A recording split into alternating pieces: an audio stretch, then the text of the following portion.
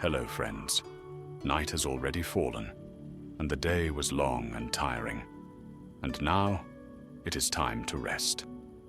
As always, I will tell you a kind legend that once took place in our beloved Middle-earth.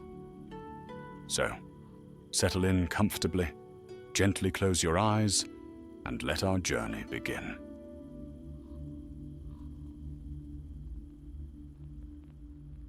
Long before the rising of sun or moon, when the world was still wrapped in shadow and silence, there came a time of great sorrow in Valinor, the blessed realm of the Valar. The two trees of light, Telperion and Lorelon, which had shone upon the undying lands since the beginning of days, were darkened and destroyed. Their radiance, once pure and eternal, was devoured by a monstrous being from the outer darkness, Ungoliant, the spider of night, and beside her stood Melkor, the most powerful of all the Ainur, now fallen and named Morgoth, the black foe of the world. It began when Melkor, burning with hatred for the Valar and envy of their beauty, crept back into Valinor after long exile. In secret, he had wandered far beyond the walls of the world, and there, in the cold and silent wastes that lay before the beginning of all light, he found Ungoliant, a creature born of darkness before the making of the stars. She was vast and terrible, a weaver of shadow who fed upon light and spun it into webs that smothered all that they touched. Melkor spoke to her with cunning words, promising her what she desired most: light, endless and unmeasured. "Follow me," he said, his eyes like burning coals beneath his black helm, "and I will show thee a feast greater than thou hast ever dreamed. For I shall strike the heart of the Valar, and their radiance shall be thine to devour." Ungoliant stirred in her lair, her voice whispering like dry leaves in the wind.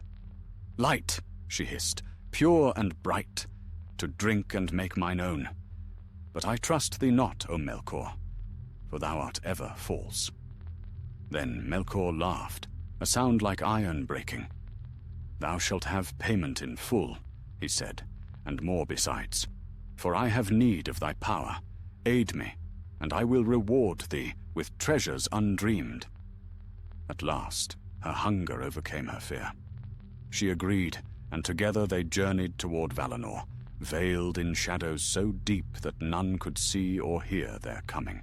They came to the ringed mountains of the Pelori, whose peaks shone with the mingled lights of the two trees. There, upon the western slopes, Ungoliant spun a ladder of black webbing, and through this Melkor climbed unseen into the heart of the blessed realm. Together they crept to the green mound of Ezelohar, where the trees grew in splendor. Then Melkor struck. With his black spear, he pierced the roots of the trees, and their light poured forth like liquid gold and silver. Ungoliant drank it all greedily, swelling and darkening as she gorged herself upon the divine radiance. The air was filled with a thick gloom, and all the Valar were thrown into despair. The trees withered and died, and night fell upon Valinor, a night not of stars, but of utter emptiness. In that moment of confusion and grief, Melkor and Ungoliant fled, carrying with them the fruits of their destruction. They escaped northward through the shadows, faster than the wind, leaving behind ruin and weeping. Thus began the long flight of Melkor, the greatest thief the world had ever known. Yet even as he fled, his heart was uneasy. For Ungoliant grew ever larger and darker as she devoured the last rays of light that clung to them. Her webs blotted out the very stars, and Melkor himself began to feel the weight of her presence pressing close, her many eyes glimmering with hunger unfulfilled. They crossed the Helcaraxe, the grinding ice, where no warmth lived and no star dared shine. Melkor's cloak of shadow shielded them from the sight of the Valar, but even he began to weary, for Ungoliant's webs clung to him, and her greed gnawed at his heart. When at last they reached the desolate wastes north of Valinor, Melkor turned and beheld the faraway glow that once had been the light of the two trees. Now it was gone, and for the first time since his rebellion, he smiled. He had struck the Valar to their core. The world would never again be the same. But beside him, Ungoliant's voice hissed in the silence. "Thy promise, Melkor," she whispered, her fangs glinting with the last glimmer of stolen light. "Thou didst swear to feed me until I am full." Melkor nodded, his eyes glinting. "Patience, great weaver of night. Soon thou shalt have more than even thy hunger can devour." Yet as they pressed onward into the shadowed lands, there was a flicker of something new in Melkor's dark heart. Not triumph, but fear. For he had bound himself to a creature whose hunger knew no end. And in the black silence of the world's edge, the first seeds of betrayal began to grow. Northward they fled, through the lands that lay beyond the reach of the Valar, where the world grew thin and chill, and the mountains loomed sharp as broken blades. There, beneath a sky stripped of light, the only glow came from the black radiance that clung about Ungoliant, a vapor of suffocating darkness. The earth withered beneath her touch. The stones themselves seemed to shrink from her passing. Melkor strode before her, his iron-shod feet striking sparks upon the frozen rock. His spirit burned with cruel joy, for he had wounded the Valar beyond healing. Behind him lay Valinor in ruin, its trees dead, its people in mourning, its beauty smothered in shadow. He had broken the light of the world. Yet his triumph was uneasy, for his companion followed close, ever hungering, ever watching. Ungoliant had grown monstrous since the feasting at Ezelohar.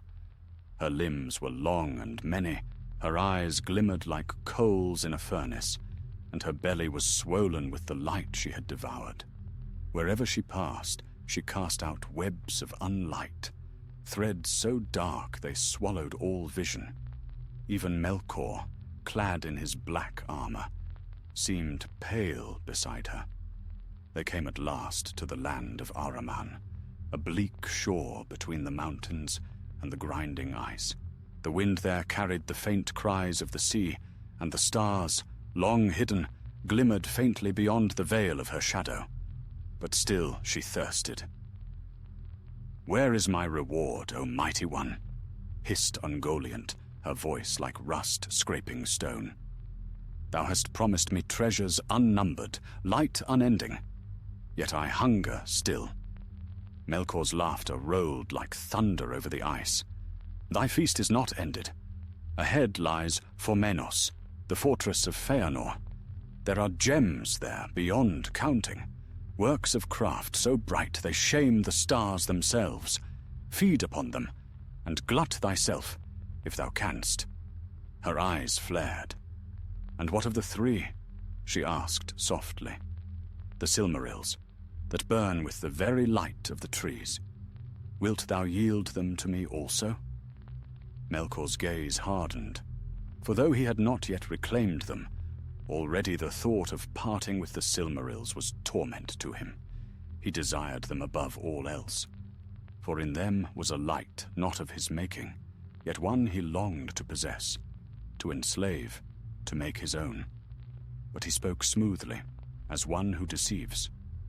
"All shall be thine, black mistress, if only thou dost serve me faithfully to the end." Satisfied for the moment, Ungoliant crept onward. Together they crossed the narrow straits and came into the northern lands of Middle-earth. There the earth was cold and silent, for Melkor's old strongholds had lain empty since his banishment. Still, he knew the paths well, and his purpose was fixed upon Formenos, the fortress where the Noldor had kept their treasures after their exile from Tirion. No light guided them, save the pale gleam that escaped from the writhing webs of Ungoliant. Her darkness cloaked their approach, so that none in Formenos could see or sense the doom that drew near. At last they came to the hill where Formenos stood. The high gates were closed, for the Noldor slept within. No guard challenged them, no voice cried out. Melkor raised his hand, and the great doors burst inward, torn from their hinges. He strode into the vaults below, and there he found Finwë, father of Feanor, old and unarmed, yet steadfast. Then was the first blood spilled in Valinor's darkening, for Finwë stood before the treasury, barring the way, and spoke no word.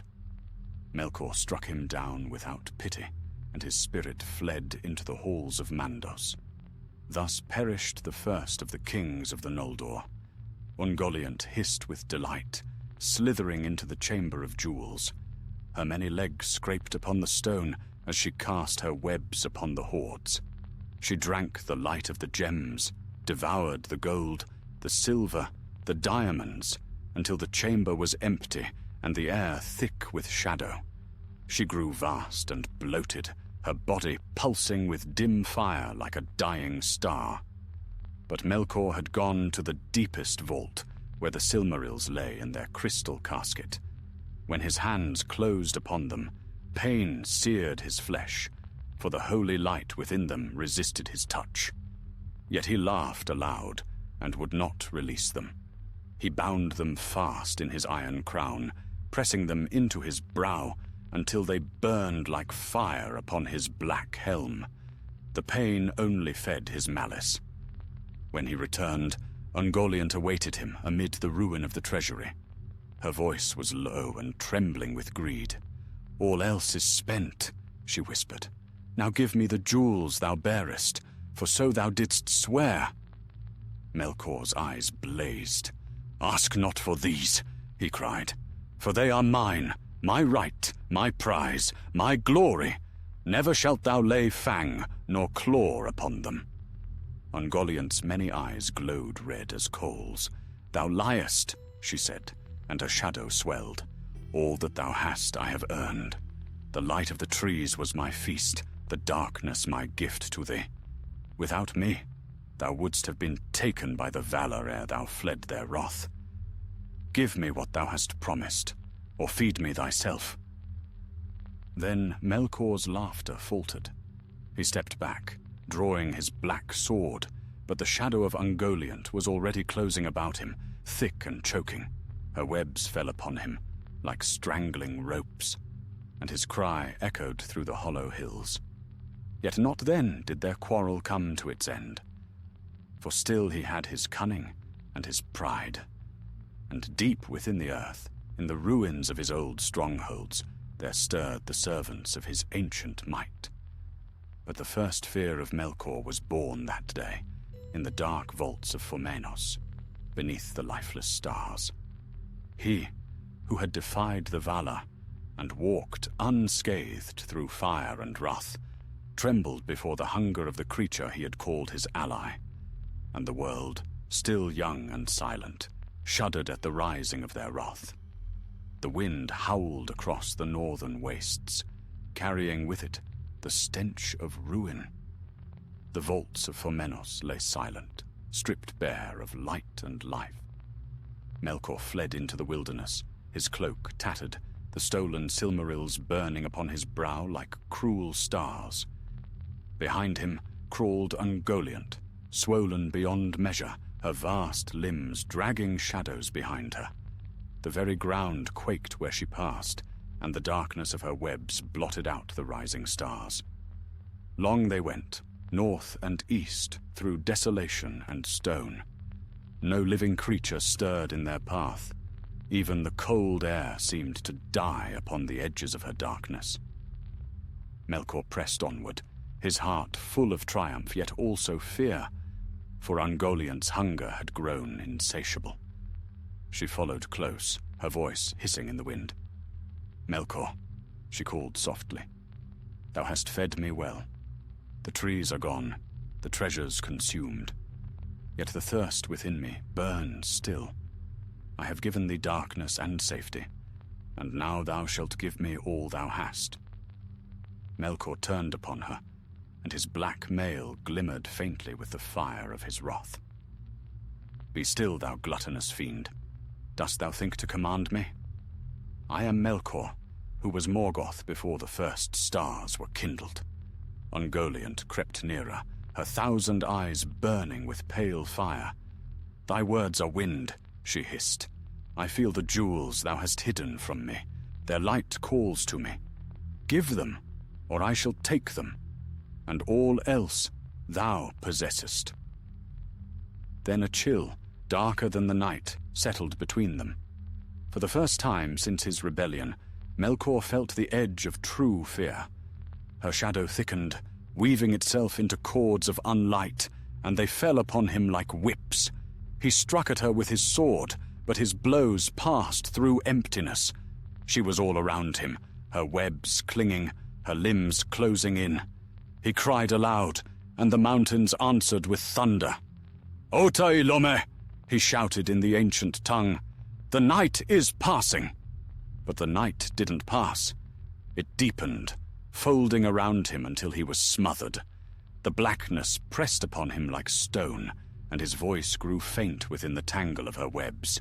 Ungoliant's laughter filled the hollow hills, a sound of dry leaves crackling in flame. "Now art thou caught, master of lies," she whispered. "Now shalt thou feed the hunger thou hast roused." Then Melkor knew despair. He fell to his knees, clawing at the webs that bound him. Never before had he been so helpless. His pride, his might, his cunning, all failed him before the power of the void that had spawned her. He called upon his strength of old, but it was broken beneath the weight of her darkness.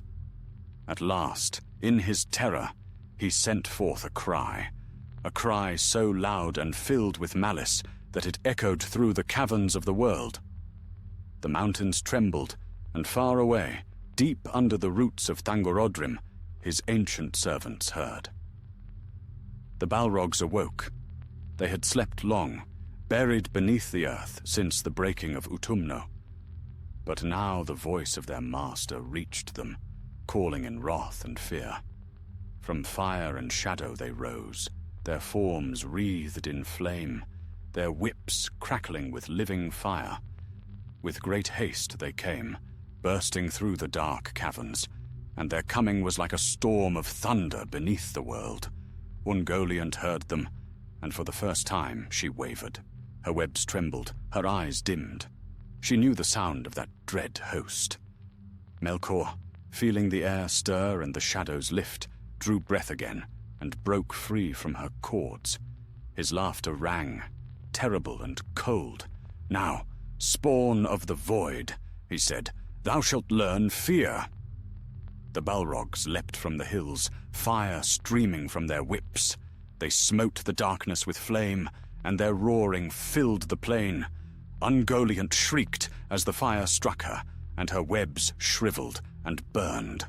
Smoke poured from her body, blacker than night. In her fury she turned upon them, but they were many and fierce, and she was weakened by her own gluttony. For a time the land itself seemed to writhe beneath their battle. The mountains cracked, and fissures opened in the ground. The fire of the Balrogs and the black venom of Ungoliant clashed, filling the air with thunder and stench. Melkor stood apart, his armor rent and his crown askew, watching as flame and shadow tore at one another. At last, Ungoliant turned and fled. Her shape dwindled in the distance, her darkness rolling behind her like a storm. Southward she fled, into the wastelands of Avathar, where no light dwelt, and no living thing pursued. There she hid herself in a pit of gloom, brooding and swelling with hatred. From her would come the spawn of her darkness, the monstrous brood of spiders that would haunt the forests of the world in ages to come. Melkor stood upon the plain, his breath harsh, his face blackened by battle. The Balrogs gathered around him, their fires burning low, awaiting his command. He raised his hand, and the dark crown upon his brow gleamed with the fire of the Silmarils. "Behold," he said, "I am returned. The world shall bow to me once more." And so began the second reign of darkness. Melkor rebuilt his stronghold upon the northern mountains and called it Angband, the Iron Hell.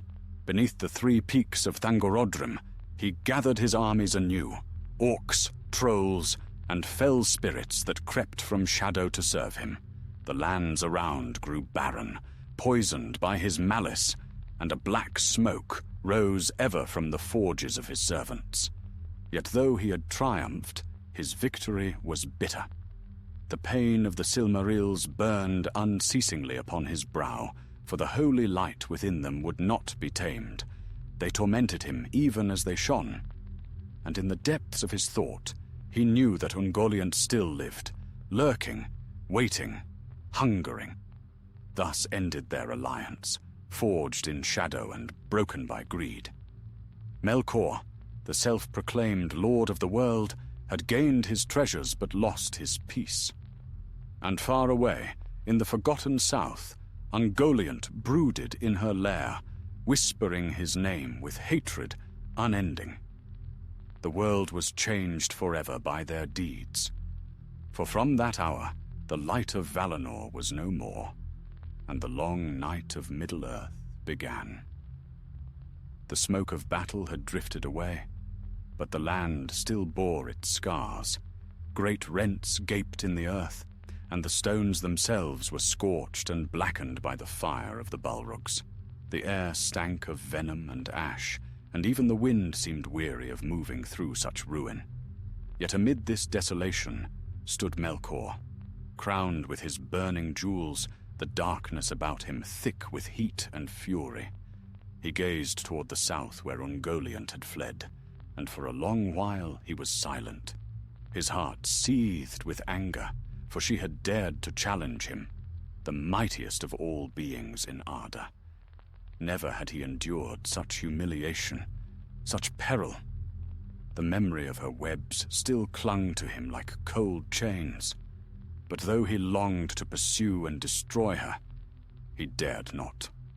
Her power in darkness was still great, and his strength, though vast, had been spent in struggle and flight. So he turned his gaze northward, toward his old dominion. Before him lay the wide plains of Hithlum and the bleak heights of Ered Engrin, the Iron Mountains, beneath which had once stood his greatest fortress, Utumno. That ancient pit had been broken and buried by the Valar in the War of the Powers, yet beneath its ruins the lesser halls of Angband still remained. It was thither that his servants had come at his call, and there, once more, his throne would be set. With the Balrogs beside him, he strode across the darkened land. Wherever they passed, flame sprang up, and the shadows fled before them like living things. Soon, the plain trembled beneath the weight of their march, and far off the mountains loomed, 3 black peaks rising high into the ashen sky. There, Melkor halted and spoke to his captains in a voice that rolled like thunder. "Behold Thangorodrim, the crown of my realm," he said. "Here shall we raise again the citadel of my might. The world shall remember the name of Morgoth Bauglir, the Black Enemy, Lord of Fear." Then the Balrogs bowed low, and their fires blazed brighter. They delved deep into the mountains, breaking the stone with hammers of flame. They built vast forges and foundries, and the air soon filled with the clang of iron and the roar of furnaces. Orcs came crawling from their hiding places, the twisted remnants of the elves he had long ago corrupted, and they labored under his lash. Trolls, too, crept forth from the dark caverns of the earth, drawn by the scent of death and power. Thus the stronghold of Angband was rebuilt, more terrible than before. 3 mighty peaks rose above it, belching smoke and fire, and beneath them stretched a maze of tunnels, dungeons, and pits of torment. Rivers of molten rock ran through its heart, lighting the vast halls with a red and dreadful glow. In the deepest vault, upon a throne of black iron, Melkor set himself to rule again. Yet his victory was not complete. Though his armies multiplied and his power spread across the northern world, the Silmarils tormented him still. Their light burned against his flesh, for they were hallowed and pure, untamed by his will. He could not touch them without pain, yet he would not part with them. He wore them always in his crown, even as they scorched his brow. The agony fed his hatred, and his heart became like ice and iron. In the secret darkness of his thought, he remembered the Valar, his old foes who yet dwelt in Valinor. He remembered also the Noldor, the proud elves whom he had deceived and ruined. It was they who had made the jewels he now bore. It was they who would come for them again. He desired it so, for in their coming, he foresaw the chance to spread his malice beyond the mountains and to stain even the lands of Middle-earth with war and blood. Meanwhile, far away across the sea, the Valar mourned. They sought vainly to rekindle the light of the trees, but only one faint flower and one silver fruit could they save. From these they made the sun and the moon, setting them to sail across the sky to bring light once more to the world. Yet even in that new dawn, shadows stirred, for Melkor's darkness was already spreading. When the first sunrise came to Middle-earth, its golden light fell upon the walls of Angband, and the fire of the Silmarils blazed forth in answer. Melkor laughed then, for though the Valar had kindled new lights, they could not unmake his darkness. He sent forth his servants to roam the northern lands, to hunt, to slay, and to enslave. Wolves and fell beasts multiplied in his service, and the first seeds of his later dominion were sown. But in the far south, where no fire yet burned, Ungoliant lurked. She had crept into a ravine of great depth and narrowness, where even the air seemed afraid to enter. There she crouched and brooded, nursing her hatred and her hunger. The jewels she had swallowed in Formenos still glimmered faintly within her belly, casting a dim and ghostly glow upon her webs. Yet their light grew weaker as her darkness thickened, for she consumed even her own hoard, and her hunger returned 1,000-fold. In her torment, she spawned countless offspring, lesser spiders, black and cruel, that scattered through the dark forests of the world.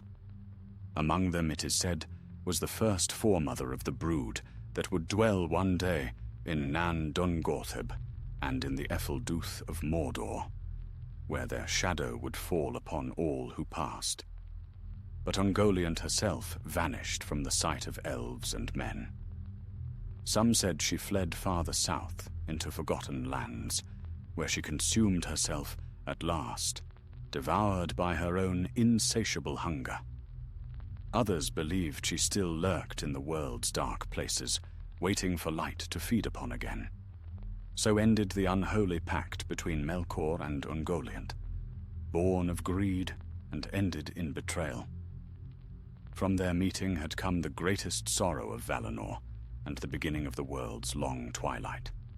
Yet Melkor's triumph could not last forever.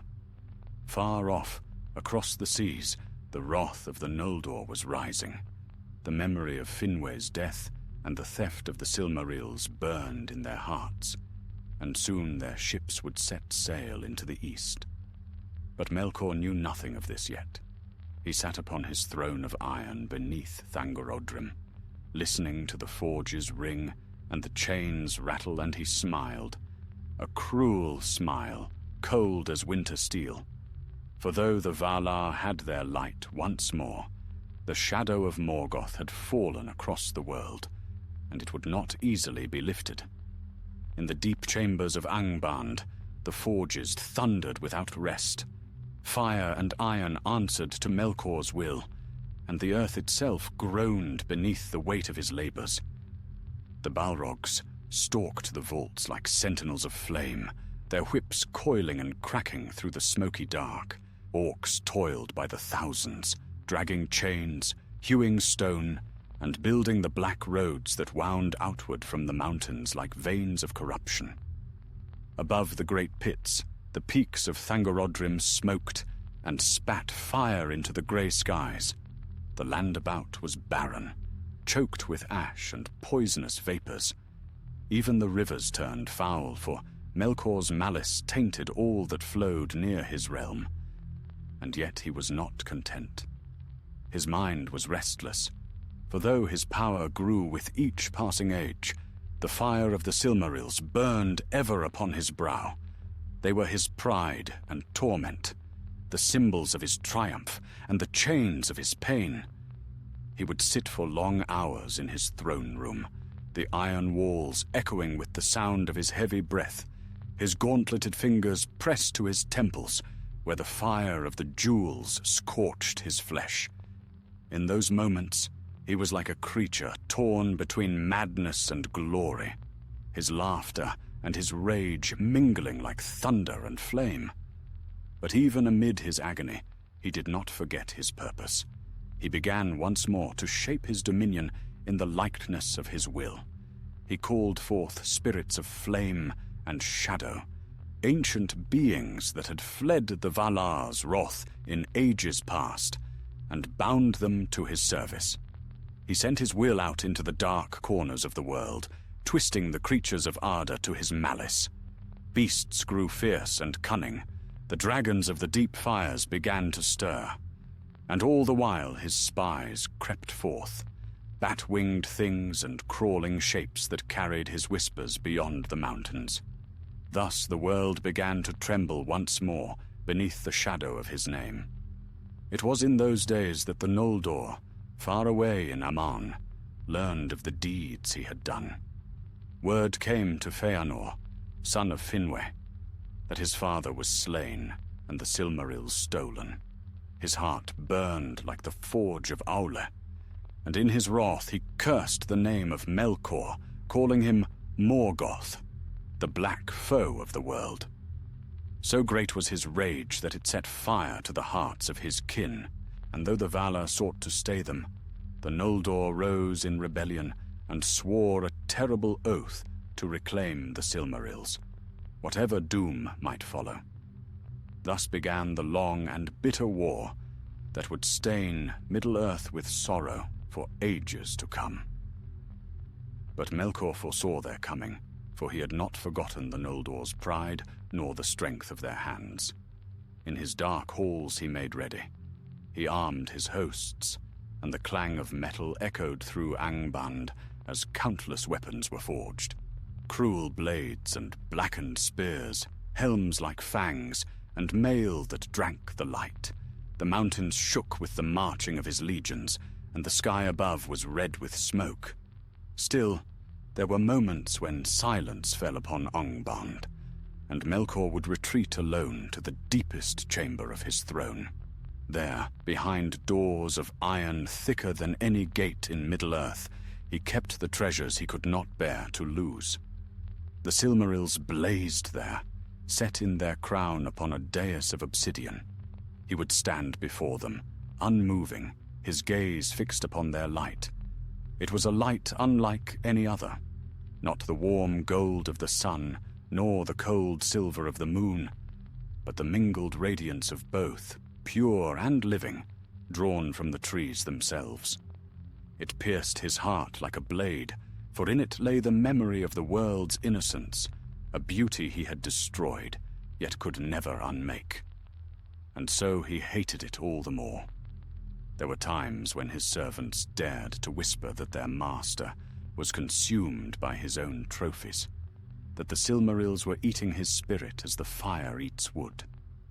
But those who spoke such words did not live long. The Balrogs found them, and their screams were lost in the roar of the furnaces. Meanwhile, far to the south, Ungoliant brooded in her abyss. Her darkness had grown so dense that no creature dared draw near. The last flicker of the jewels she had swallowed had long since faded, leaving her in hunger deeper than madness. She moved little now, save to spin her endless webs, thicker than ropes and blacker than coal, stretching from cliff to cliff. Her children swarmed through the gloom, countless as flies, whispering with their many legs across her strands.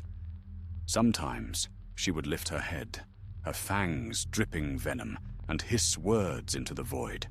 Thief, deceiver, betrayer. Her voice carried no further than her own pit, but the name she cursed, Melkor, trembled faintly in the air, and the wind that blew north seemed to carry her hatred upon it. Yet Melkor felt it not, or else he cared little. His thoughts were upon his realm, and upon the doom he meant to bring to the Noldor when they came.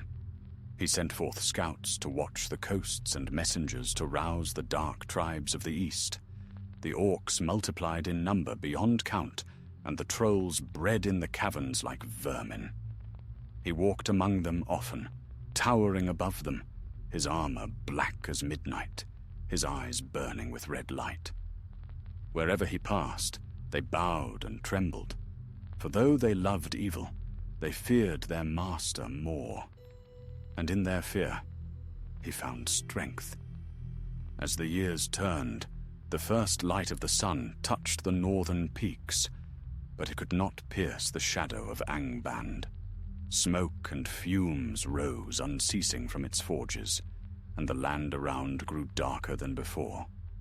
The light of day seemed to dim as it approached that realm, as though even the sun recoiled from Melkor's hate.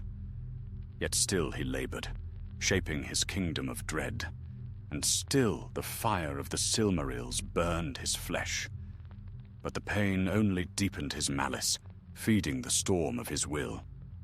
He would bear any torment to hold them, for they were the proof of his defiance, the tokens of his mastery over all creation. So the world waited, the mountains, the forests, and the seas, holding their breath before the coming storm. The Black King of Angband gathered his power, and in the shadows of the earth, the drums of war began to sound. The years passed, yet no peace came to Middle-earth. The light of the new sun rose and set over a world still scarred by the deeds of Melkor. His fortress of Angband stood vast and terrible upon the northern plain, its 3 dark peaks clawing at the sky. Smoke never ceased to pour from their heights, and the sound of hammer and anvil echoed night and day. The land about, once green, had become a wasteland of ash and stone. The rivers were black and sluggish, poisoned by his forges, and even the wind was heavy with the taste of iron and soot. Within those walls, Melkor's power grew. The Balrogs guarded his gates like living flame, and unnumbered legions of orcs and trolls filled the tunnels beneath. Dragons began to stir in the deep fires, creatures of his devising, terrible, wingless serpents at first, whose breath was a furnace, whose scales were harder than mail.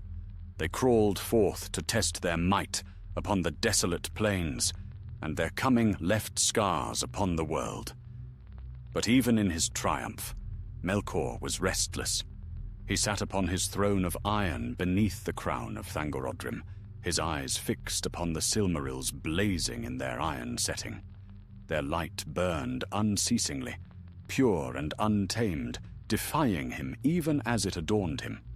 At times he would rise in sudden wrath, tearing at his crown, but he could not bring himself to unmake it. The fire of the jewels was his torment, and his pride alike, a reminder of his victory, and of all that he had lost. So it was that when word reached him of the Noldor's rebellion, a grim smile touched his lips. At last, his foes would come to him, the proud elves who had once defied him in Valinor, now banished and burdened by their own oath. He had heard of their slaying of kin, of the doom that pursued them, and of their burning ships upon the coast.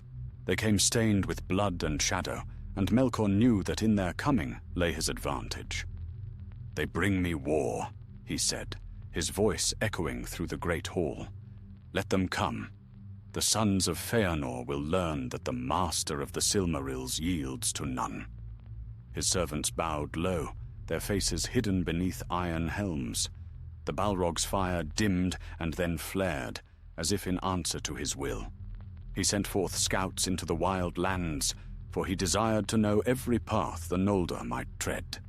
His spies brought back word of their coming, the hosts led by Feanor and his sons, fierce and unyielding. They had crossed the frozen straits of the north, the grinding ice, and many had perished. Yet those who survived burned with the same fire that had once kindled Valinor's light. Melkor laughed, and the sound of it was terrible. "They think to challenge me," he said. "Let them taste the wrath of the north." He gathered his legions and sent them forth, a tide of blackness sweeping across the plain. Orcs poured from the mountains, their eyes gleaming red, their blades thirsting for blood. The Balrogs led them, and the ground shook beneath their march.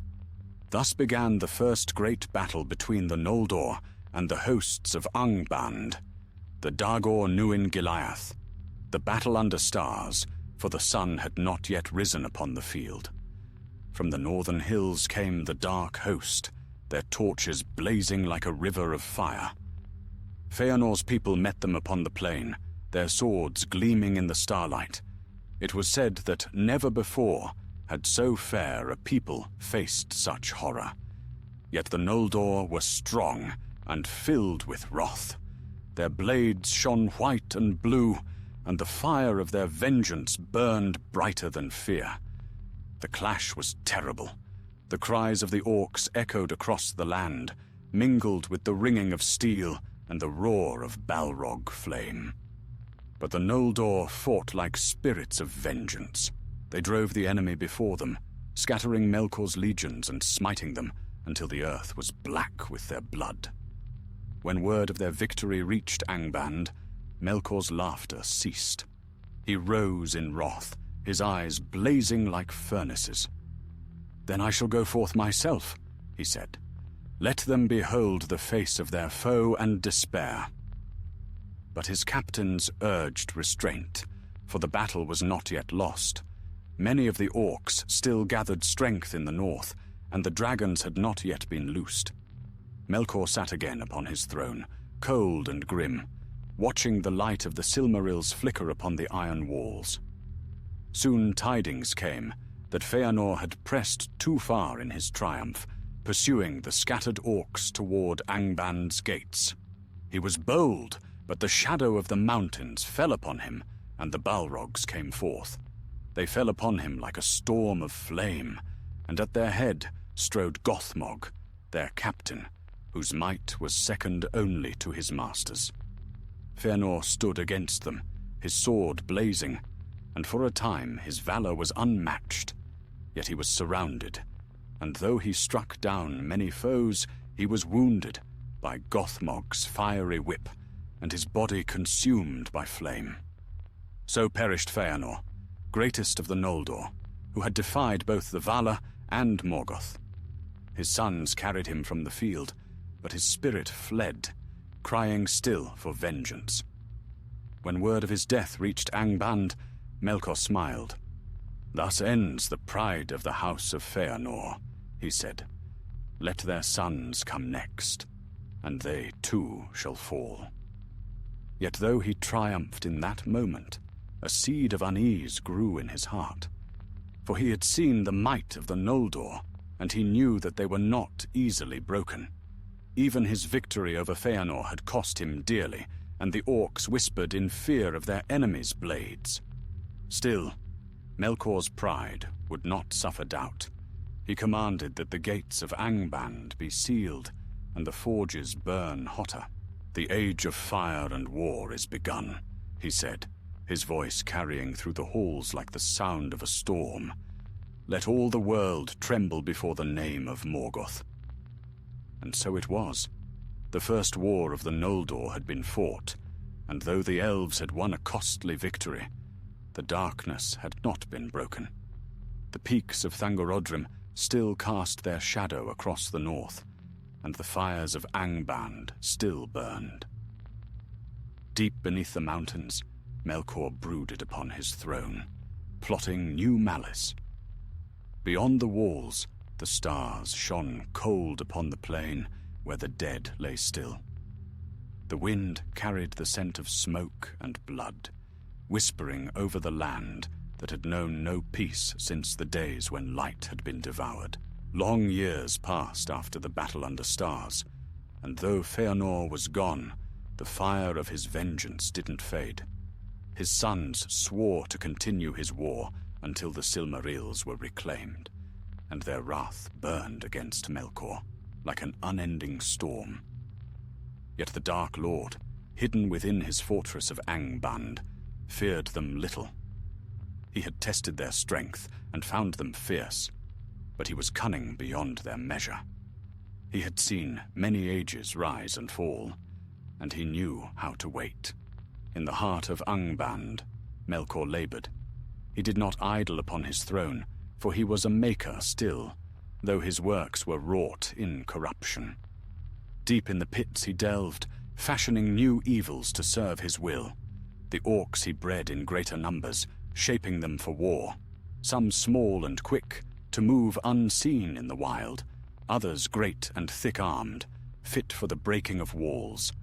And there, in the deepest of his furnaces, he devised a new terror, a creature born of fire and death, whose coming would change the fate of Middle-earth forever. In those days, the first of the great dragons awoke. He was called Glaurung, the Golden, though his gold was that of molten ruin, not of sunlight. His scales were iron-hard, his eyes bright as burning coins, and his breath was a flame that consumed all before it. He came forth from the depths, unwinged and young, yet his spirit was cruel and mighty.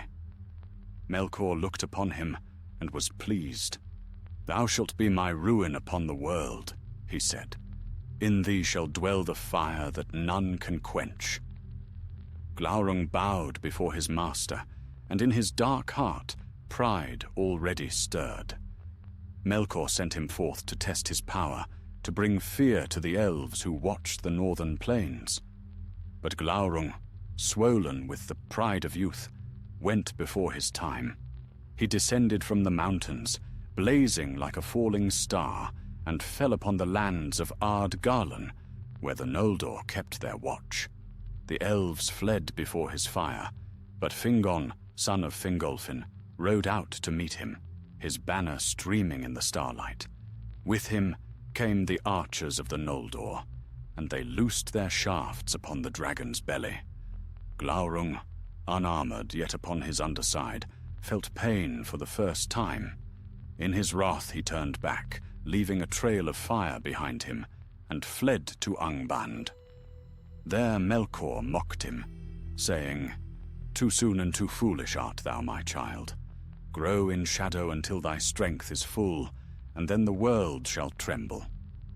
So Glaurung withdrew into the deeps, nursing his hate, and Melkor's laughter filled the halls. Yet in his laughter was foresight, for he knew that the time would come when the dragons would rule the ruin of the world. Beyond his realm, the Noldor fortified their lands. They built strongholds across the northern plain, guarding every pass that led toward Angband. The mightiest of these was Barad Aethel, beside the springs of Sirion, where Fingolfin, High King of the Noldor, made his dwelling. To the east, Medros, the eldest son of Feanor, raised his fortress upon the hill of Himring, keeping watch upon the marches, and between them lay wide lands of green, where the elves walked unafraid for a time, believing that Morgoth's power was contained. But it was not so. Melkor's spies moved always in secret, bringing tidings to their master. His will stretched far, shaping the hearts of men who had begun to awaken in the east. He whispered to them in dreams, turning some to his service, promising power and dominion if they would but bow to his shadow. Thus he planted the seeds of treachery, that would bear bitter fruit in the years to come. Still, his hatred burned fiercest against the Noldor. Often he would pace his throne room, his crown of Silmarils casting cruel light upon the iron walls. The pain of the jewels was constant, yet he would not remove them. "They are mine," he would say. "The flame of the trees, the pride of Feanor, the envy of the Valar, all mine. Let them burn me if they will, for I shall not yield them." Then he would strike the arm of his throne with his hand of iron, and sparks would leap forth, falling upon the floor like blooded stars. In the long years of uneasy peace, the world above Angband changed. The sun climbed higher, and the forests grew thick upon the plains of Beleriand. Rivers flowed bright and strong once more, and many thought the shadow had retreated. But beneath the mountains, Melkor was not idle.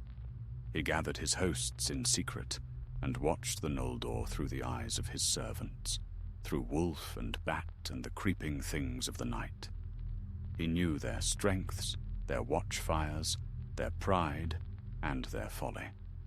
When the time was ripe, he struck. It came suddenly, without warning. One night, under cloud and storm, the gates of Angband burst open, and fire poured forth like a flood.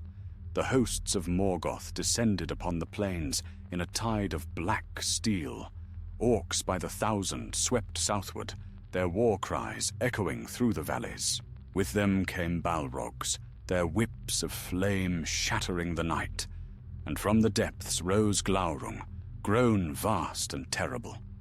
Thus began the Dagor Bragolach, the Battle of Sudden Flame. The plains of Ardgailen were burned to ash, and the fair grasslands became a desert of cinders.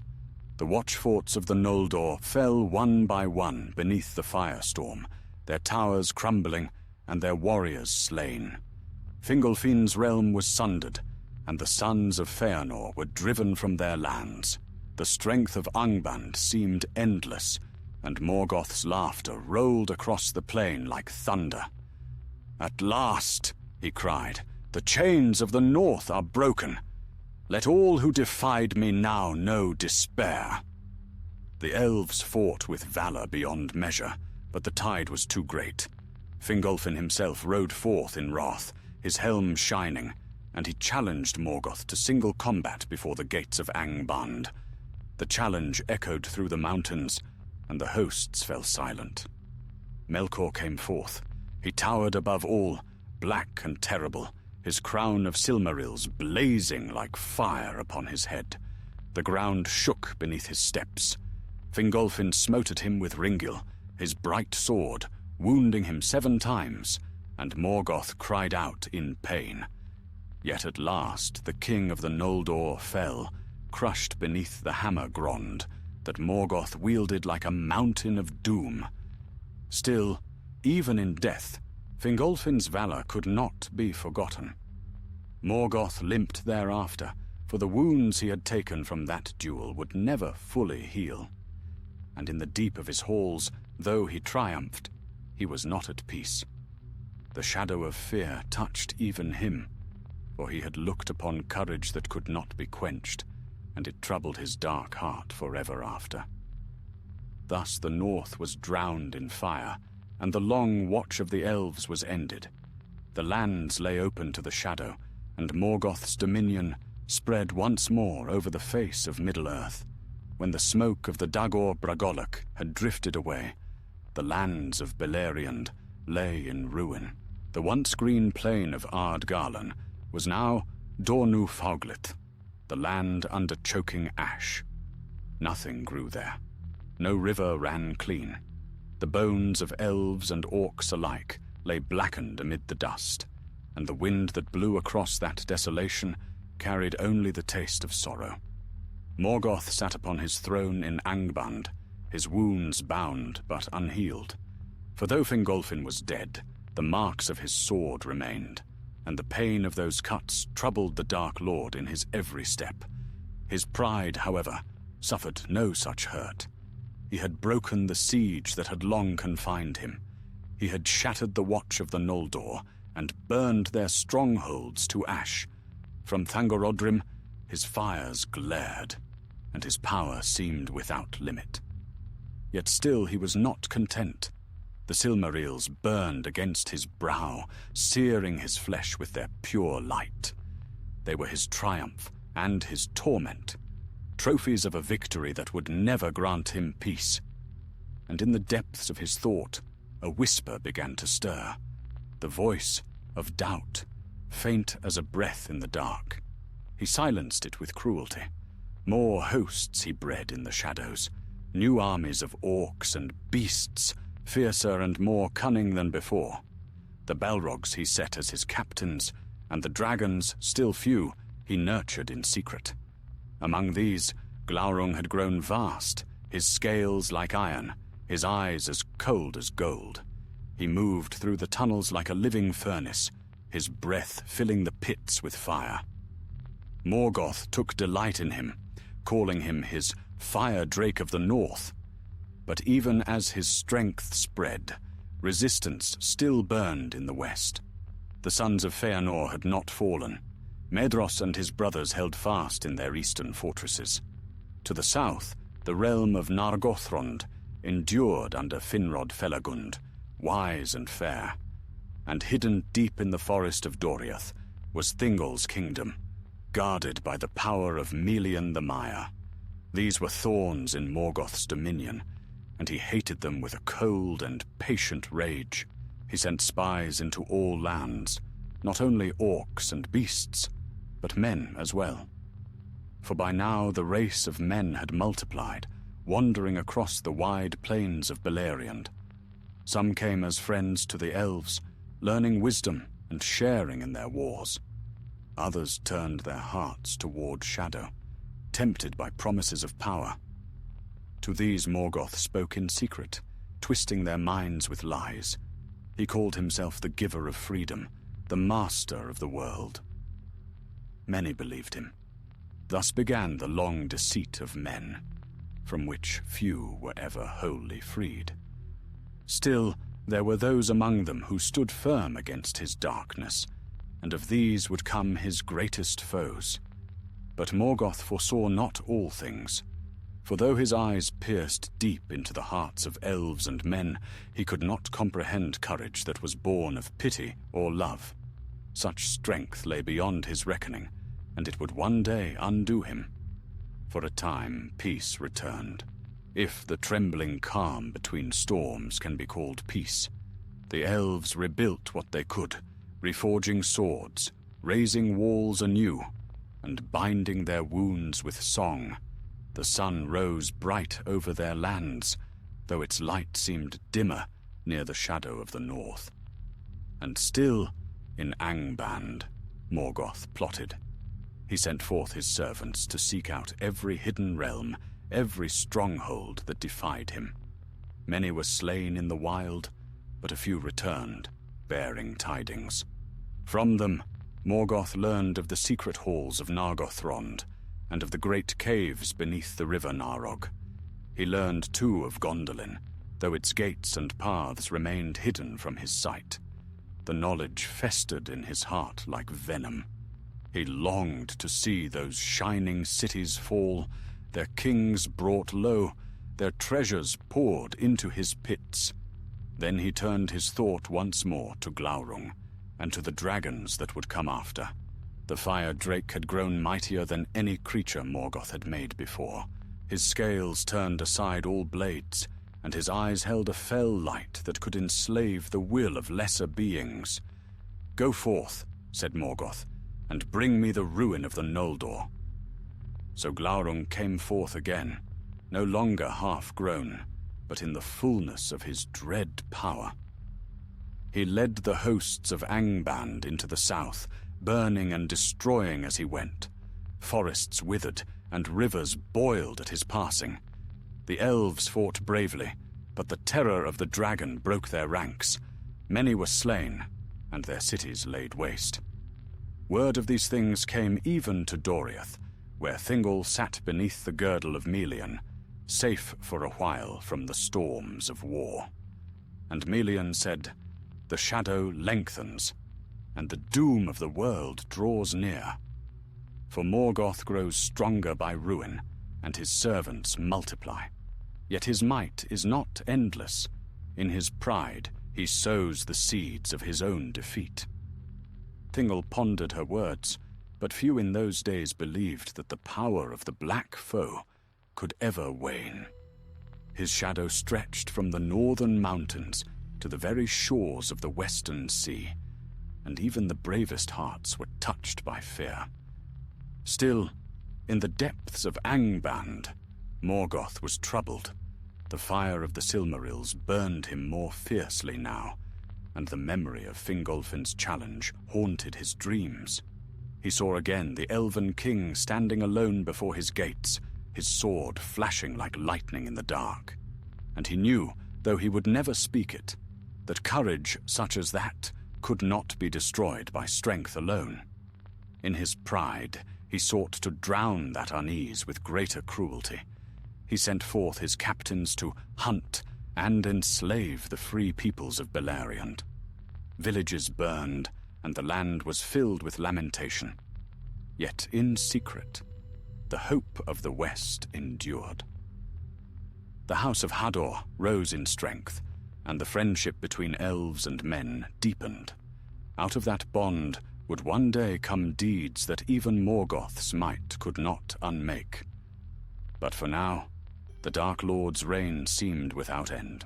He brooded upon his throne of iron, the fire of the Silmarils blazing upon his brow, and the name of Morgoth was spoken in whispers from one end of Middle-earth to the other.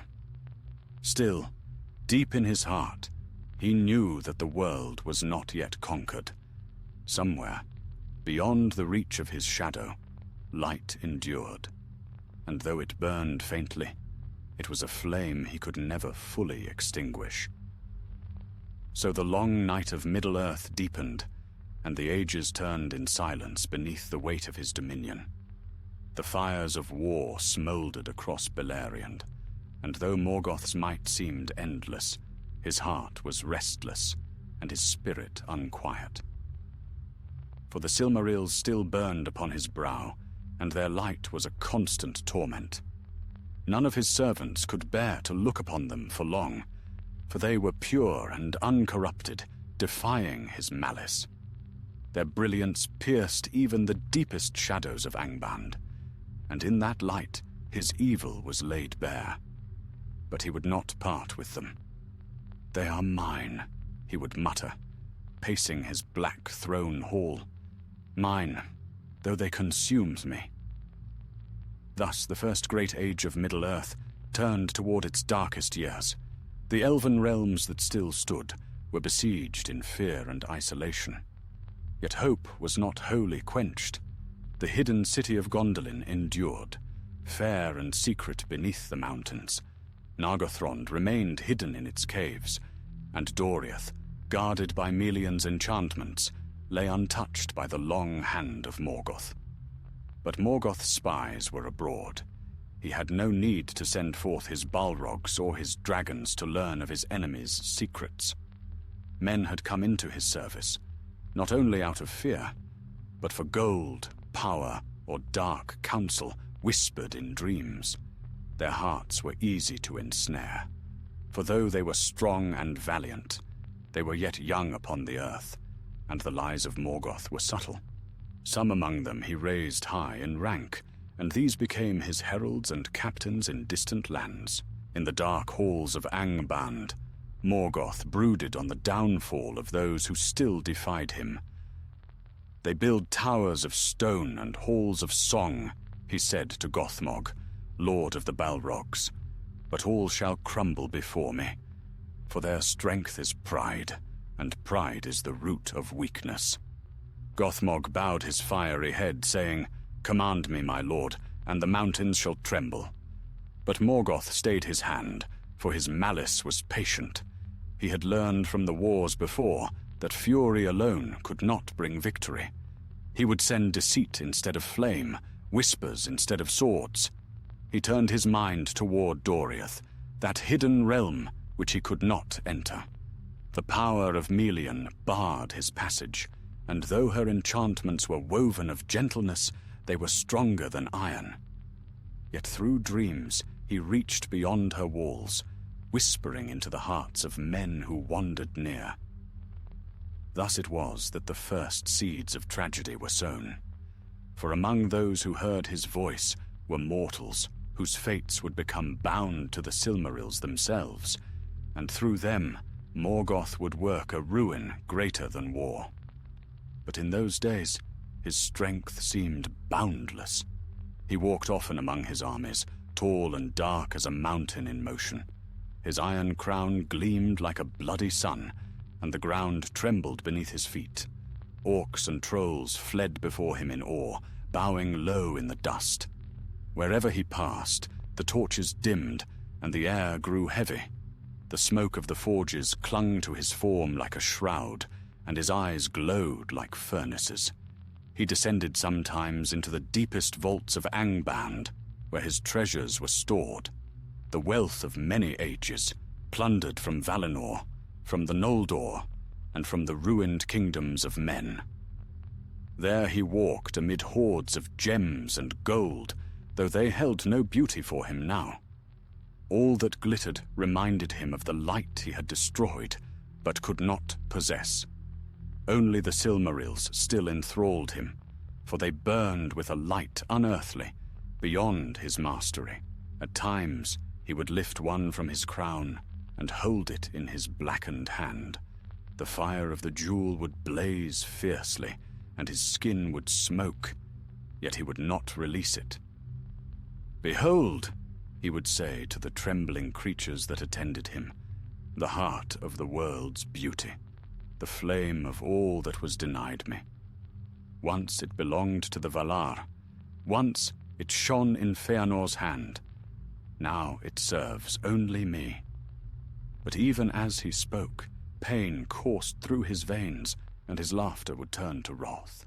He would cast the Silmaril back upon its place, the iron melting under its light, and his cry would shake the very mountains.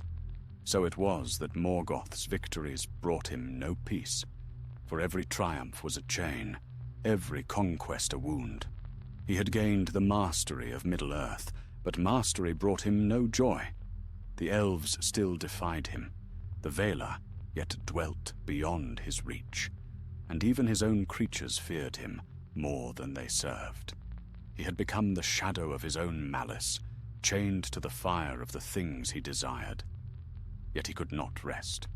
The world beyond his walls was changing, and his enemies grew wiser. In the west, the sons of Feanor were gathering strength again, forging alliances with the houses of men. In the south, Finrod of Nargothrond wove bonds of friendship with the race of Hador, whose valor would one day rival that of the Eldar. And in the hidden valleys, new songs were sung, songs of hope and of vengeance to come. When tidings of these things reached Angband, Morgoth's anger flared anew. He struck the pillars of his hall with his great hammer, and the stones cracked beneath the blow. "Let them gather," he cried. "Let them dream of hope and freedom. I shall turn their valor to despair, their courage to ruin." Then he called forth his messengers and commanded them to sow strife among elves and men. Some were taken captive and sent back as spies. Others were corrupted by promise or by fear.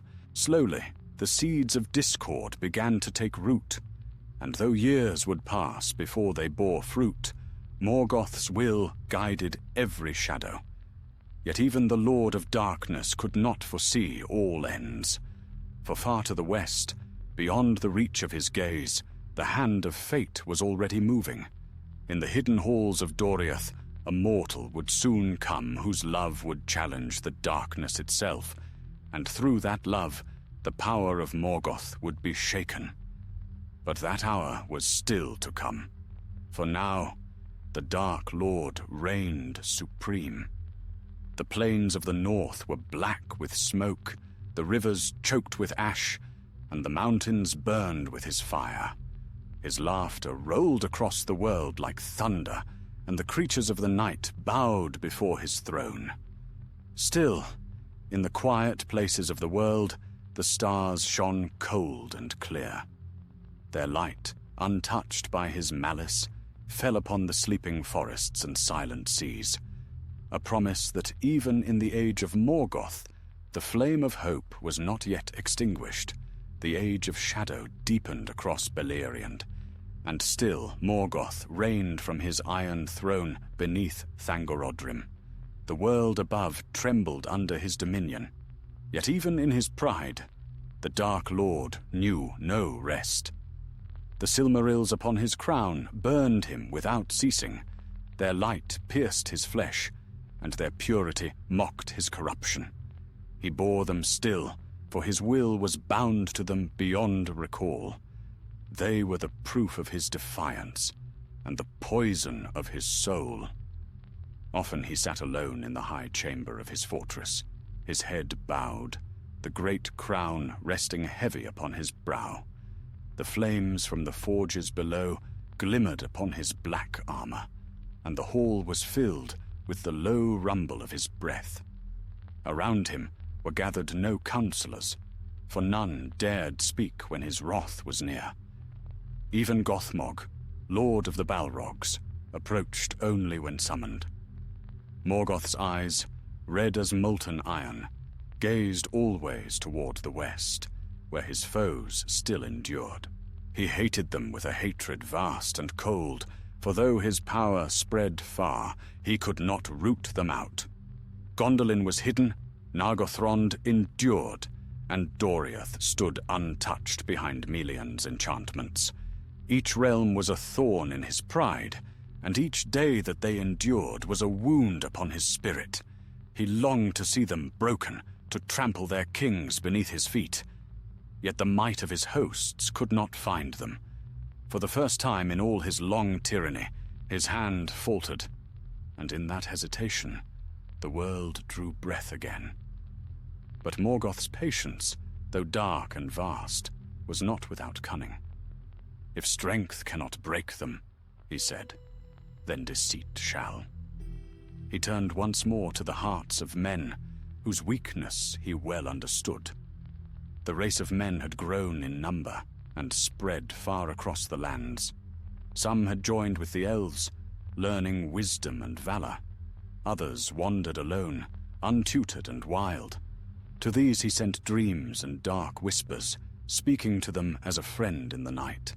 He promised freedom from death and dominion over the earth. The valor would keep you as thralls, he said, but I will give you mastery. Serve me, and you shall be kings.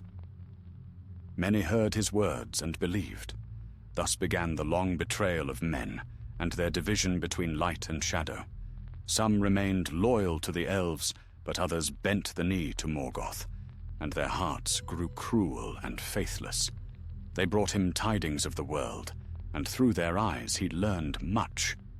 So it was that Morgoth's spies discovered the friendship between the hidden kingdoms. They brought him word of Finrod Felagund's realm beside the river Narog, of the men who served under the banner of Hador, and of the growing strength of those who opposed him. Morgoth listened, saying little, but the fire in his eyes deepened. "These are the children of rebellion," he said. "Their courage is born of love, a fire that cannot be quenched by fear alone, so we shall strike at their hearts instead of their walls." He began to devise his cruelest design, to send forth servants fair of face and honeyed of tongue, who would weave lies among the free peoples. Through them he would sow mistrust between elf and man, until neither could stand beside the other. And when their alliance faltered, he would descend like a storm.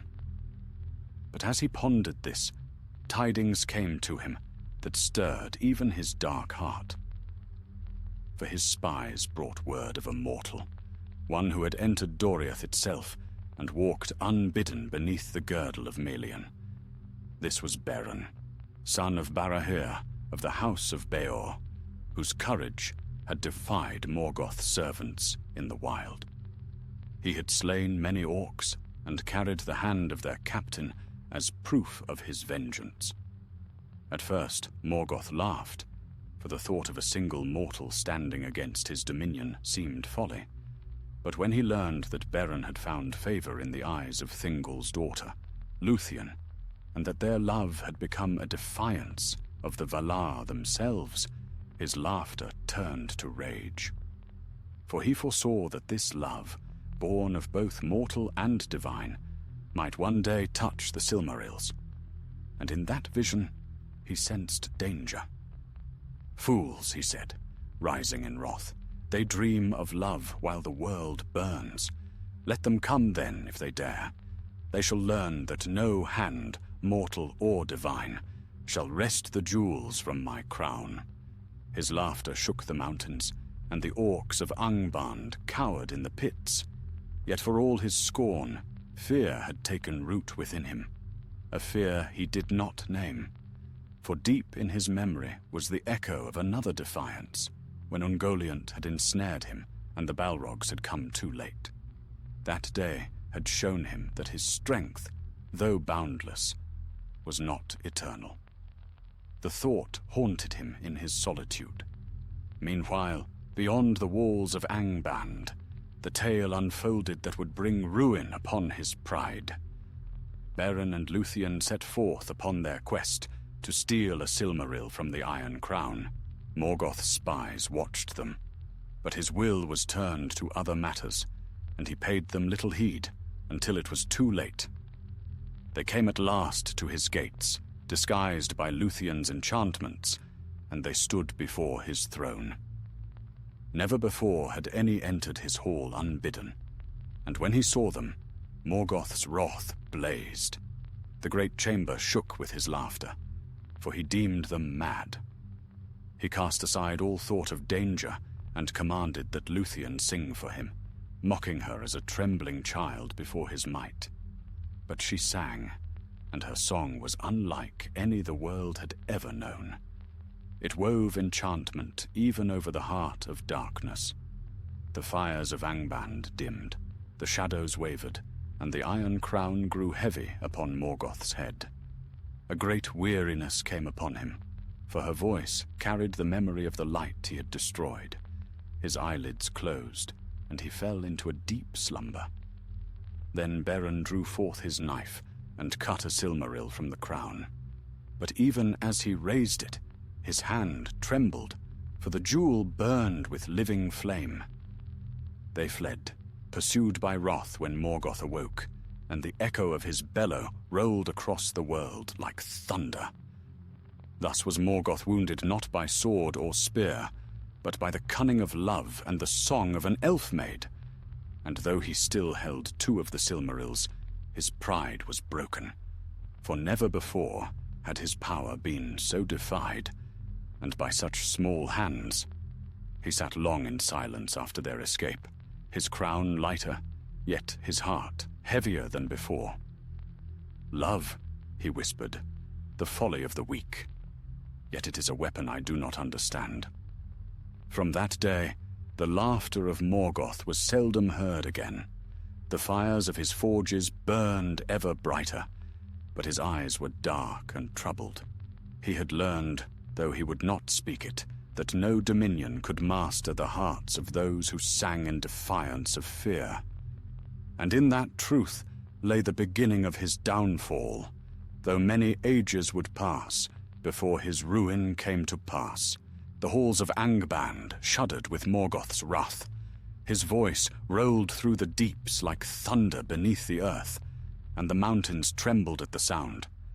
Never since the Valar's wars in the ancient days had the Dark Lord been so shamed. A Silmaril, his Silmaril, had been stolen from his very crown. The deed was unthinkable.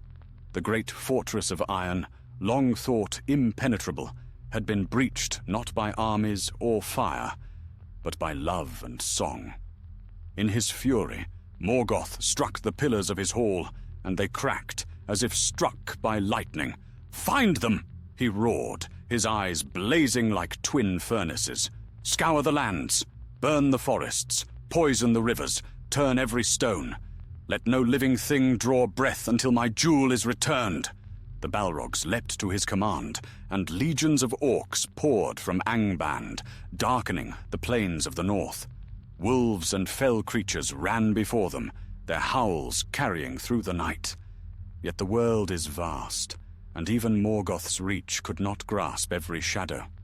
The fugitives, Beren and Luthien, had fled far, aided by fortune and by powers greater than his own. When tidings came that the Silmaril was lost to him, borne beyond his sight, Morgoth's wrath turned inward. He brooded in silence upon his throne, his gaze fixed upon the two jewels that yet remained. The iron crown weighed upon him like a chain. The fire of the Silmarils scorched his flesh and filled his thoughts with torment. "They are mine," he would whisper, "and yet they burn me. Is there no power under heaven that can tame their flame?" No answer came but the whisper of the wind that moaned through the forges. For though Morgoth had chained much of the world to his will, he could not bind the light that dwelt within the Silmarils. It was the light of creation itself, untainted, immortal, and his hatred for it devoured him. Still, he did not forget vengeance. He sent forth Sauron, his most cunning servant, to hunt the remnants of the house of Beor, and to bring ruin upon all who had aided Beren and Luthien. Sauron, strong and deceitful, gathered the werewolves of Tolin Gaurhoth and spread terror through the west. Many of Morgoth's foes fell beneath his shadow, but the Silmaril was not regained. Morgoth's hatred grew into a hunger that no victory could sate. The thought that a mortal hand had dared touch one of the hallowed jewels gnawed at his pride. He could not comprehend such defiance. He who had cowed kings and slain gods had been thwarted by a man and a maiden. In the secret chambers of his mind, a strange unease took root. Fear, faint and bitter, yet real. He spoke to no one of it, not even to Gothmog.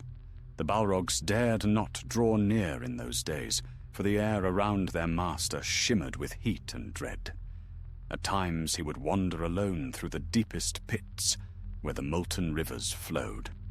The fire mirrored his thoughts, restless, devouring, eternal. Once in his dark musings, he turned his gaze southward. Far beyond the mountains lay lands he had not yet claimed, wild and empty beneath the new sun. "Perhaps," he murmured, "there lies room for another fortress, another throne. I will spread my dominion until the very seas bow before me."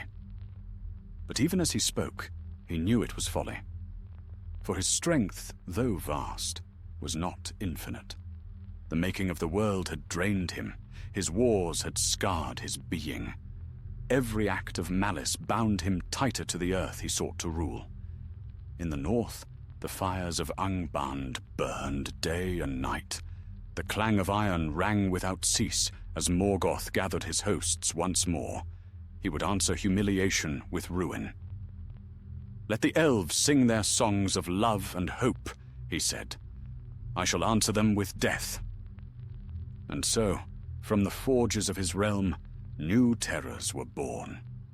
Glaurung, the father of dragons, came forth again, greater and more cunning than before. His scales were like black gold, his eyes pools of molten hate. Morgoth looked upon him and said, "Thou art my wrath made flesh. Go forth and leave only ashes in thy wake." With a roar that shook the plains, Glaurung departed, and with him went a host of orcs and Balrogs. They swept through Beleriand like a tempest. Cities fell, rivers boiled, and forests burned. The Noldor fought valiantly, but their strength waned. In those days began the ruin of the House of Hador and the dark tale of Turin Turambar, whose fate would be bound forever to Morgoth's curse. For Morgoth, in his malice, had set his will upon the line of Hador. "Their pride shall be their doom," he said. "Through them I will bring sorrow to every corner of the world." His curse was deep and far-reaching, and its shadow would linger even after his fall. But though his enemies suffered, the Dark Lord found no joy in victory. The Silmaril still eluded him, a living wound to his pride. He sat alone upon his throne of iron, his crown heavy upon his head. The fires of the forges flickered low, and his great form seemed bent beneath unseen weight. At times, strange visions came to him. He saw again the light of the two trees before their fall, the mingled gold and silver that once filled the air of Valinor. He remembered the music of the Ainur, when all voices had sung together in harmony, before his discord had broken the song. For a fleeting moment, regret stirred within him, sharp as pain, but he crushed it at once, grinding it beneath his will. "There is no music but mine," he said, and his voice echoed hollow through the chamber. Yet even the iron of his resolve began to rust beneath the strain. The fires of his spirit were vast, but they burned away the vessel that contained them. His form, once terrible and majestic, grew heavier, more bound to the flesh. He could no longer change his shape, for the malice that sustained him had become his prison. Still he ruled, unchallenged in the north. The smoke of his forges darkened the sky, and his armies grew beyond count. But the Silmarils gleamed ever bright, and the pain they gave him didn't lessen. They were a constant reminder that even the mightiest evil could not wholly master the light. And so the long years passed, filled with ruin and woe. The lands of Beleriand were scarred beyond healing, the rivers ran black, and the stars above seemed faint and cold. Yet somewhere beyond the reach of his darkness, the faint echo of Lúthien's song lingered, like a memory of dawn that would not die. Morgoth heard it sometimes in his dreams, and in his rage he would rise and smite the air with his fist. "Let her be forgotten," he would cry. "Let her name perish from the world." But her song didn't fade. It passed from heart to heart, carried by those who remembered love, even in the shadow. And though Morgoth's laughter still shook the mountains, a tremor of fear began to stir in the depths of his own heart. For somewhere beyond the walls of Angband, the light he had sought to destroy was waiting, patient, enduring, and eternal. A black wind swept from the north, heavy with the ash of ruined lands. The sun, once bright upon Beleriand, now hung pale and sickly in the sky, veiled by the smoke that rose unceasingly from Angband's forges. In those years, Morgoth's dominion seemed unbreakable. The elves hid behind their mountains and rivers, the kingdoms of men lay in ruin, and even the creatures of the wild fled before the growing shadow. The Dark Lord had filled the world with fear, and yet he found no rest. Within his fortress, the clang of iron never ceased. Orcs labored in endless lines, stoking the furnaces, forging weapons, and fashioning armor for the hosts that would march at his will. The roar of the forges echoed through the caverns like the heartbeat of the world itself, and in the deepest of those halls, upon his throne of obsidian and flame, sat Morgoth Bauglir, Lord of the North, brooding beneath his crown of fire. He was changed now from what he had been. The might that once blazed within him had hardened into a darkness that could not be undone. His form, vast and terrible, had grown fixed, flesh and malice bound together until he could no longer cast it aside. The radiance of the Vala was gone from him forever, replaced by an unholy strength that weighed upon the very air. The Silmarils upon his brow shone like 3 stars, and their light burned him without ceasing. In his chamber of iron, Morgoth brooded upon the days that had passed since the theft of the first jewel. The memory of that humiliation had never faded. Often he would touch the places where the Silmarils had scorched his flesh, and his hatred for all living things would rise anew. He cursed the name of Beren, the mortal who had dared defy him, and Luthien, whose song had cast him into slumber. But most of all, he cursed the light that dwelt within the jewels, the light he could never master. "Why," he would mutter in the stillness of the night, "should the work of the Valar endure when mine must perish? Why should the hands of a lesser being forge what I, greatest of the Ainur, cannot unmake?" No voice answered him, only the whisper of flame and the faint crackle of the Silmarils replied, as if mocking his torment. It was in those dark days that Morgoth turned his thought again to the world beyond his reach. He had crushed the strength of the Noldor, scattered the houses of men, and brought terror to all lands north of the Sirion. Yet he desired more.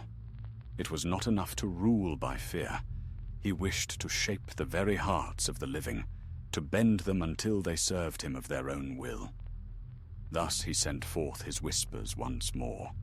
In dreams he spoke to the weary and the grieving, promising power, wealth, and freedom from the doom of the Valar. "The Valar care not for thee," he said in the secret hours of night. "They left thee to suffer in a world of ruin. But I will make thee strong. I will raise thee above the dust." And many who heard those whispers turned to his service, not knowing the voice that beguiled them. From these followers he built a new host, men of the east and south, who worshipped him as a god. He armed them with iron, and their banners bore the black sigil of the lidless eye, which he had devised as a symbol of his watchfulness. They were cruel and cunning, and they marched under his will, spreading terror even in lands where his shadow had not yet reached. But among his enemies, new strength was rising.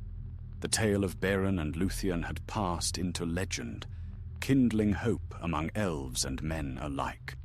Their love had defied Morgoth himself, and their victory had proved that even the greatest darkness could be pierced by light. The Dark Lord felt the stirrings of that hope as one feels the tremor before an earthquake, and it enraged him. "Hope!" he spat, his voice echoing like thunder through the halls. "A sickness that infects their hearts. Very well. If love be their strength, then love shall be their ruin."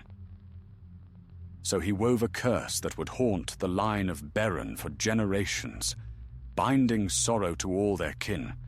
He set his malice upon their descendants, that through them he might one day reclaim what had been taken from him. For Morgoth's foresight, though dark and clouded, was long, and he perceived dimly that from that line would come a doom even he could not escape. In those years, the tale of Turin, son of Hurin, came to its full bitterness. For Hurin, the mightiest of men, had been captured in battle and brought before Morgoth's throne. Proud he stood, though chains bound him, and the light of defiance still burned in his eyes. Then Morgoth mocked him, saying, "Behold the world thou wouldst defend. Where now are the lords of the Noldor? Where is thy king? All lies in ruin, and yet thou dost defy me." Hurin answered, "Thou art not the lord of men, nor shalt ever be. For beyond all thine understanding, there is a strength that thou canst not touch." Morgoth's laughter shook the vaults of Angband. "Then see that strength tested," he said, and he laid a curse upon Hurin and all his kin, binding him to watch the doom of his house unfold. Thus was Morgoth's cruelty made manifest, not in war alone, but in the slow torment of those who loved and suffered. Long after, the ruin of Turin and his sister Nienor came to pass, as Morgoth had foreseen.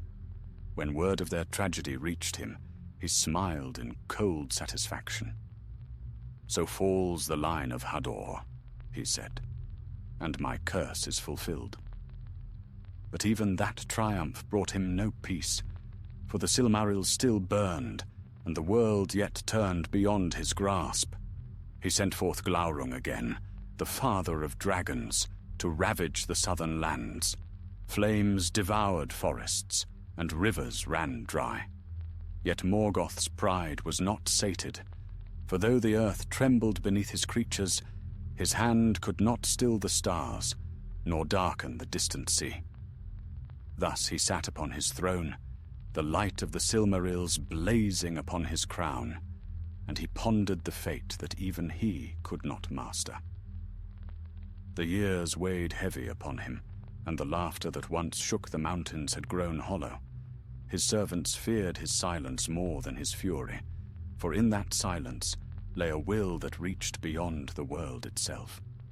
Still, somewhere far away, beyond the veil of his thought, the faint echo of Lúthien's song endured, a melody of sorrow and love that no shadow could destroy. And in the deep places of the earth, where light had never been, even the darkness itself seemed to waver, as if remembering a time before the fall. But Morgoth turned his face from it, and the fires of Angband blazed anew. "Let the world burn," he said. "Let all memory of beauty be erased. I am the master of night, and no dawn shall come." Yet dawn was already stirring beyond the rim of the world, though he could not see it. For even in the heart of despair, the seeds of hope remained, waiting for the hour when the black fortress would fall, and the fire of the Silmarils would blaze in freedom once more. The long years of Morgoth's dominion passed, and the land lay crushed beneath his shadow. The skies above Beleriand were red with the smoke of war, and the mountains groaned beneath the weight of fire. The rivers ran dark and foul, and even the stars seemed dim, their ancient light veiled by the mists that rose from Angband's forges. All the world knew fear of the black foe, and few dared speak his name aloud. Yet even as his armies swelled and his fortresses grew, a sickness began to spread through Morgoth's might, a slow decay that none of his servants could see, but which gnawed at the root of his strength. For every act of malice, every chain he forged, bound him more tightly to the world he sought to master. His essence was poured out upon the earth like poison, and the vastness of his being diminished, drop by drop, as his cruelty shaped the land itself into a mirror of his hate. He did not perceive it at first. From his throne beneath Thangorodrim, he looked upon his dominion and believed it endless. The cries of the enslaved rose to him as music. The smoke of burning forests was to him the incense of victory. His laughter rolled across the plains like thunder, and the ground trembled with his joy. "I am the master of this world," he said. "The Valar are exiled in the west, and none can stand before me. The light of the trees is mine, though it burns me. I am Morgoth, the unconquered. But the world has ways unseen even by the eyes of gods. In secret places, far from the reach of his shadow, small fires yet burned, campfires of mortal men, lanterns in the elven woods, and the hidden stars reflected in still waters. The more he sought to smother them, the more stubbornly they endured. Hope is a seed that grows in darkness, and Morgoth, for all his cunning, could not understand it. When the tidings reached him of the hidden stronghold of Gondolin, his wrath awoke anew. For that city, founded by Turgon, son of Fingolfin, shone like a jewel of defiance amid the desolation. Its towers rose white and proud beneath the encircling mountains, and within its walls the memory of Valinor lived yet. Morgoth's spies had long sought its gates in vain, and each failure stung his pride like a blade. "It is a wound upon my dominion," he said to Gothmog, a gleam of stolen light, hidden from my sight. Find it, and I will reward thee with the crowns of kings." For many years he waited, sending forth servants disguised among elves and men, spreading lies and promises. And in time, through treachery and deceit, the path to Gondolin was revealed. When at last his armies descended upon that fair city, the night was lit with flame. The Balrogs came roaring through its gates, and dragons crawled over its walls, their fire turning the marble streets to rivers of molten stone. Morgoth watched from afar as Gondolin burned. Its towers fell, its people perished, and its king was slain. Yet even in its ruin, his victory was marred.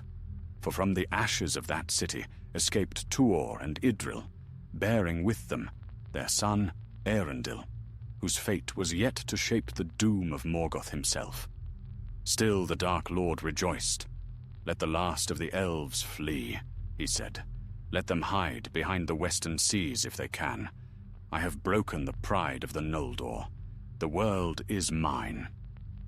But he spoke in pride, and not in wisdom.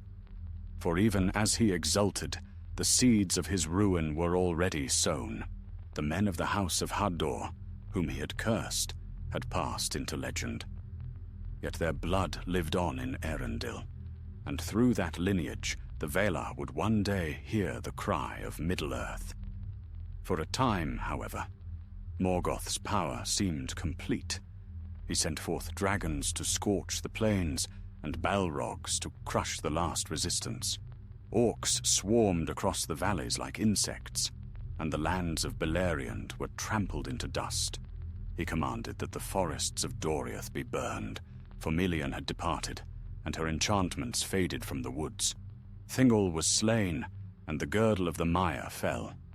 Thus the last sanctuary of the elves was laid open to the ravages of Angbon's hosts. Yet even in Doriath's ruin, the Silmarils defied him still. For there had come to Thingol's halls the sons of Feanor, driven by the unholy oath that bound their line. In their greed and sorrow, they slew elf by elf, until the river ran red beneath the trees. When word of that bloodshed reached Morgoth's ears, he laughed long and loud, for it was a victory he had not needed to win by his own hand. "Behold," he said, "how the works of the Valar devour themselves. Their chosen kindred perish by their own pride, and I need only watch. Thus does the fire of the Silmarils burn all who seek it." But even his laughter could not drown the unease that grew within him. The world had changed since his rebellion. The Valar, long silent, had not forgotten the lands east of the sea. Rumors reached even Angband that their gaze had turned again toward Middle-earth, stirred by the pleas of those who still fought beneath Morgoth's shadow. At times, when the wind from the west blew across the plain, Morgoth would lift his head and listen. To his ears came no sound, yet his spirit felt a tremor, faint and distant, as though an old power were stirring beyond the world's edge. He told himself it was nothing, only memory or the weariness of ages, but doubt began to gnaw at him. Then one night, beneath a moon veiled by storm, he dreamed. In his dream, he saw the sky split asunder, and a host descending from the heavens, clothed in light. At their head rode one who bore a banner white as flame, and in his hand he held a sword that shone brighter than the Silmarils. Morgoth cried out, for he knew the face. It was Eärendil, the son of the house he had cursed. He awoke in fury, the fires of his crown blazing, and the walls of Angband quaked. "A dream only," he said aloud, yet his voice trembled. "No doom can reach me here. I am the shadow, the end of all light." But in the depths of his heart, the first whisper of fear returned. For the might that had once seemed eternal now felt heavy, like a mountain crumbling from within.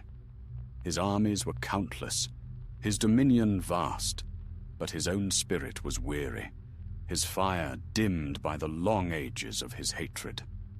Still he would not yield. He summoned his captains and commanded that the fires of the forges burn brighter than ever. "If doom comes," he said, "it shall find me armed and waiting. Let the seas boil and the mountains fall. Morgoth shall not kneel." And the smoke of Angband rose higher than before, darkening the stars. Yet somewhere far to the west, beyond the reach of his eyes, a single bright light crossed the sky, shining with the mingled glow of silver and gold. The light of Erendil, the mariner, had come to the heavens, and the end of Morgoth's age drew near. The smoke of Angband hung heavy over the north, blotting the stars and dimming the moon. The very earth groaned beneath the weight of Morgoth's will, and yet, beyond the western sea, a new light had arisen, a light that pierced even the shrouds of darkness that lay upon the world. It was the light of Erendil, the mariner who had reached the Blessed Realm and pleaded for the mercy of the Valar on behalf of elves and men alike. When tidings of this came to Morgoth in his dark hall, he was seized with a rage greater than any that had ever burned within him. He struck his black throne with his iron fist, and cracks spread through the floor like veins of fire. "So the Valar stir again," he said, his voice a growl that made the mountains tremble. "They send their servants to meddle in my dominion. Let them come. I am Morgoth Bauglir, the king of the world, and none shall cast me down." Yet even as he spoke, unease crept into his heart. For the light of Erendil's star, wrought from the Silmaril that had once burned his flesh, shone far above Angband, unyielding and pure. It seemed to him that the light mocked him, and wherever he walked, its beam followed, piercing the shadows he wove about himself. He could not look upon it without pain. Then the Valar came at last. From the west they sailed in mighty host, and their coming was terrible to behold. The sea itself rose in fury to bear their ships, and the wind of their passage scattered the clouds of centuries. At their head rode Eönwe, herald of Manwe, and behind him came the warriors of the west, arrayed in white and silver. The very sky was filled with their light. The armies of Morgoth beheld that host from the battlements of Angband, and fear fell upon them. The orcs wailed and fled into the caverns. The Balrogs kindled their whips and roared defiance. The dragons stirred in their lairs, their golden scales gleaming like fire beneath the smoke. But Morgoth sat unmoving upon his throne, and the red light of the Silmarils burned upon his brow. "So they come for me at last," he said. "Let them see the power they once cast out. The world is mine now, forged by my hand. I will break them as I have broken all others." He sent forth his legions, a tide of darkness that poured from the mountains like a river of flame. The ground shook with the tramp of their march. Dragons soared above, and the sky turned red with their fire. The Valar met them upon the plain before Angband, and there began the last and greatest battle of the First Age, the War of Wrath. For days and nights uncounted, light and shadow clashed upon the earth. The hosts of the west shone like lightning amid the storm, and the mountains themselves were sundered by their fury. The Balrogs fell one by one, beaten down by the warriors of the Valar. Their flames were quenched in the sea. The dragons, vast and terrible, descended upon the hosts of the west, led by Ankelargan the Black, mightiest of their kind. His wings covered the sky, and his fire consumed all before him. Yet even he could not withstand the wrath of Erendil, who came upon him from the heavens, his ship blazing with the light of the Silmaril. They battled above the clouds, and when at last Ankelargan fell, his ruin broke the towers of Thangorodrim and laid them low.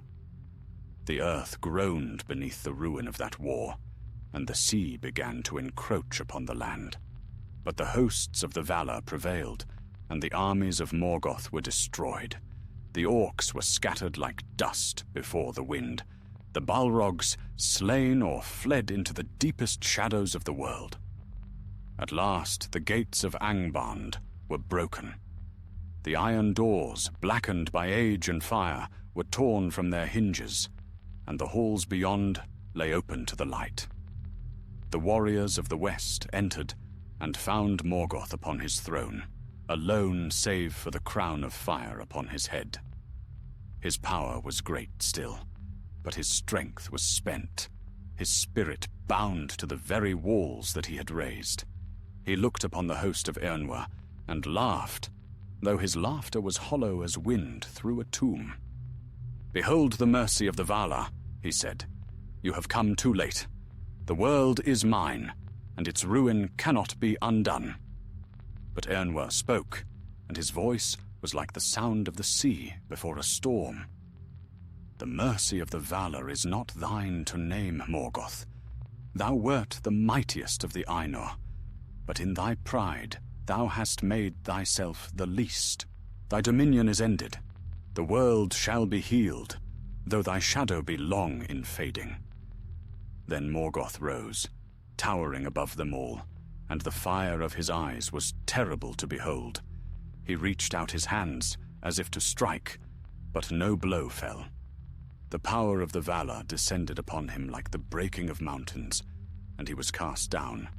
The crown was torn from his head, and the Silmarils were taken from him. When the light of the jewels touched his flesh once more, he cried aloud in agony, for the fire within them was unendurable. Thus Morgoth was bound in chains of unbreakable steel, forged by Orle in the deep forges of Valinor. They named those bonds Angainor, and none could sunder them.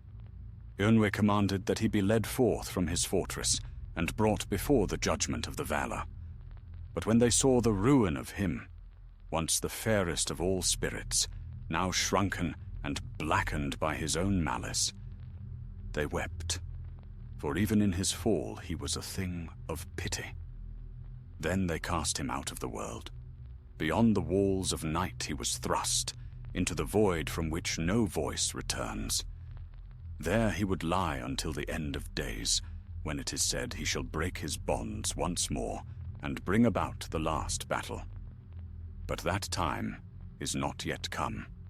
Angband was destroyed, its pits filled with fire, and the northern lands were swallowed by the sea. The smoke of the battle cleared, and the stars shone again over the ruined world. The Silmarils, recovered at last, were divided among the servants of the Valar, yet their fate remained bitter, for none could long endure their holy light. And thus ended the first age of the world, and the dominion of Morgoth. His name became a curse upon the lips of all who remembered him, a warning to those who would follow the path of pride and darkness. But even in the peace that followed, the echo of his malice lingered, for his servant Sauron still walked the earth, and in him the shadow of his master would rise again in ages to come. Yet for a time the world was quiet. The seas were calm, and the winds blew clean. The stars burned bright in the sky, and the light of Eärendil shone ever in the west, a sign that hope endures, even when the night is deepest. For though Morgoth had fallen, and his crown was broken, the memory of his evil would never wholly fade. But neither would the memory of those who defied him, of elves and men, of song and love, and of the light that could not be conquered. Thus the tale of Morgoth, the first Dark Lord, came to its end, not with glory, nor even with final silence, but with a shadow cast across eternity, warning all who would rise in pride that no power, however vast, may ever unmake the light of creation.